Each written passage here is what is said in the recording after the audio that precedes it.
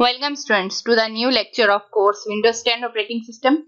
In this lecture we will be discussing about how to enable dark theme mode in Windows 10. First of all, इसके लिए आपको जो start menu है उस पर राइट क्लिक करना है एंड देन सेटिंग्स में जाना है. जब सेटिंग्स ओपन हो जाएंगी तो आपने पर्सनलाइजेशन में जाना है. यहाँ पे जाने के बाद आपने कलर्स में जाना है और यहाँ पे आप देख सकते हैं कि अभी जो है मेरी जो स्क्रीन पे आपको नजर आ रहा है ये कस्टम मोड है. हम इसको डार्क मोड पर कैसे कर सकते हैं, यहाँ से ड्रॉप डाउन पे आपने क्लिक करना है और यहाँ से आपने डार्क जो है उसे सिलेक्ट कर लेना है.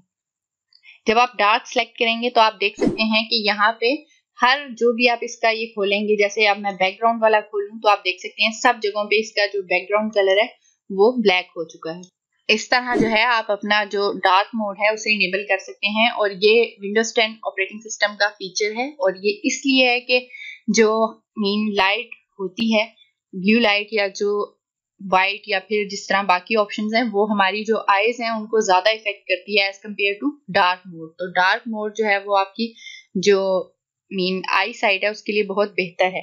तो that's all for today's lecture. Thank you.